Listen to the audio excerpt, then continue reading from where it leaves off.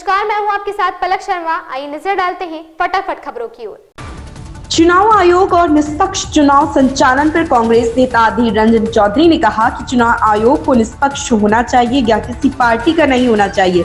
आचार संहिता लागू होते ही सत्ताधारी दल मतदाताओं को लुभाने की कोशिश करते हैं।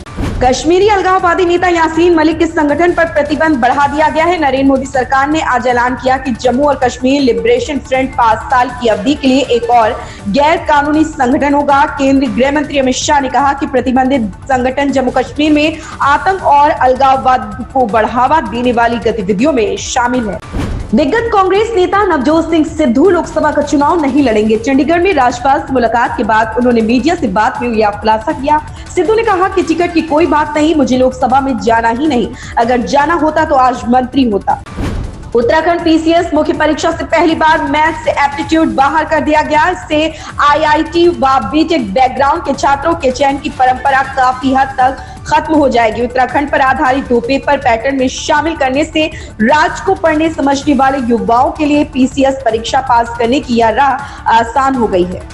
लोकसभा चुनाव के लिए राष्ट्रीय जनतांत्रिक गठबंधन के अंदर सीट बंटवारे को लेकर उठापटक खत्म होने के पहले निर्वाचन आयोग की ओर से अधिसूचना की तारीख आ गई है। इसे देखते हुए शुक्रवार को मुख्यमंत्री नीतीश कुमार के नेतृत्व वाली सरकार की एनडीए सरकार ने मंत्रिमंडल का आकार बढ़ा दिया। शुक्रवार को भारतीय जनता पार्टी के 12 और जनता दल यूनाइटेड के 9 मंत्रियों ने शपथ ली। इसके साथ ही मुख्यमंत्री समेत बिहार में मंत्रियों की संख्या 30 हो गई।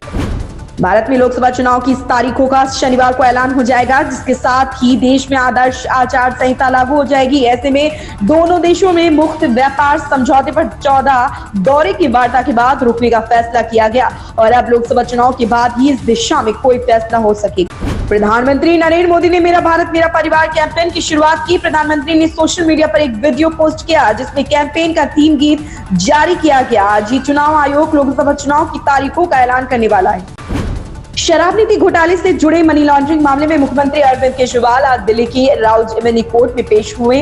कोर्ट में केजरीवाल की जमानत अर्जी मंजूर कर ली गई। राउज एवेन्यू कोर्ट से सीएम को जमानत मिल गई। कोर्ट ने केजरीवाल की जमानत अर्जी को मंजूर करते हुए 15,000 रुपए के मुचलके और 1 लाख की सिक्योरिटी बॉन्ड पर बेल दी। अगर आप दिल्ली में एक सफर कर रहे हैं तो यहाँ की सड़कों पर एक दृश्य आम है। एक जर्जर डीटीसी बस हाफती हुई राजधानी में बिखरे हुए कई फ्लाईओवरों में से एक पर चढ़ने के लिए संघर्ष कर रही। फ्लाईओवर के शिखर पर पहुंचने से पहले बस एक आखिरी बार हाफती है और बस हार मान लेती है।